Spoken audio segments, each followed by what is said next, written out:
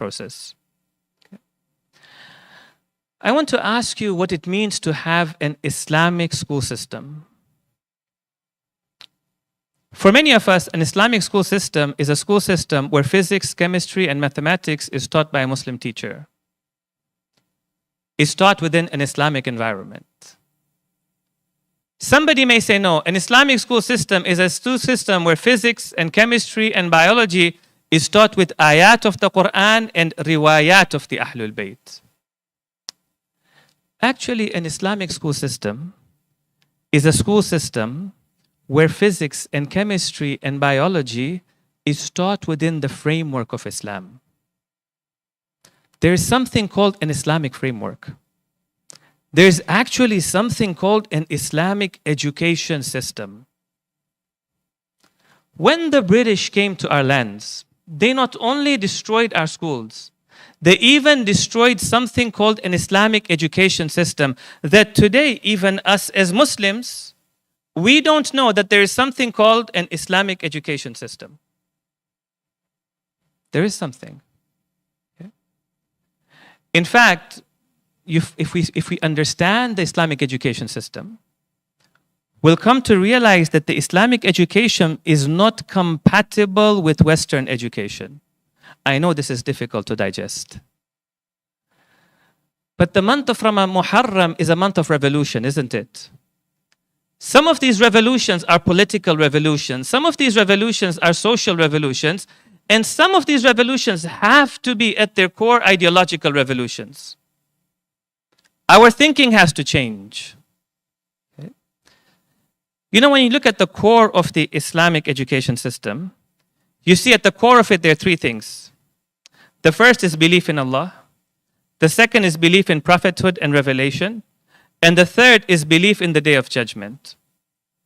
Now you may wonder, what difference does this make? Well, the first difference it makes is that you find that within the Islamic education system, if we went back 5 centuries, we went back 6 centuries, you found that they taught the intellectual sciences. They taught science, they taught mathematics, they taught metaphysics, but they also taught the transmitted sciences as well. It was unimaginable that you would have an Islamic school where the Quran was not at the core of its teachings. I don't mean that there was a class of Quran. No. The learning started with Quran. The letters of the alphabet were learned for the sake of the Quran. The core of the thinking was Quranic thinking. The Prophet of Allah says in the hadith, أَدِّبُوا أَوْلَادَكُمْ بِثَلَاثَةِ خِصَالٍ. When you're raising your children, raise them with 3 characteristics. The first one, حُبِّ نَبِيِّكُمْ, the love of your Prophet.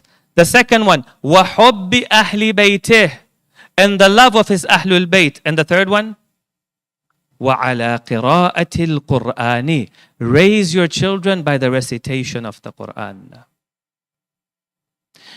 You find in the Islamic system of education, it was responsible for 3 things. The first one, it was responsible for ta'aleem, for teaching.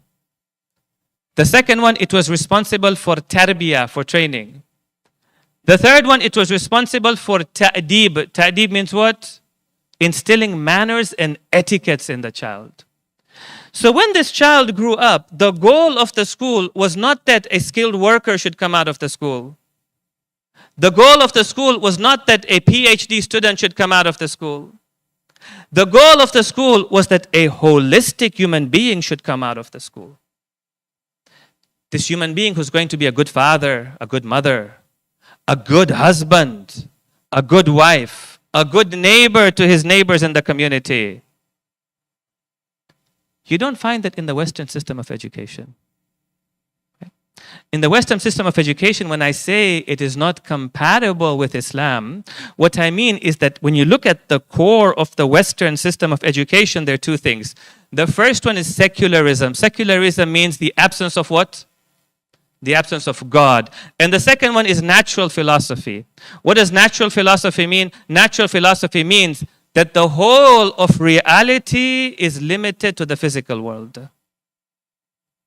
There is no revelation, there are no angels, there is no hereafter. It is bereft of God. It is bereft of sacredness. It's even bereft of the dignity of man himself. Okay? So the first point I really need us to appreciate tonight is that the goal of Islamic schools is to instill the Islamic framework and to instill Islamic identity within the children.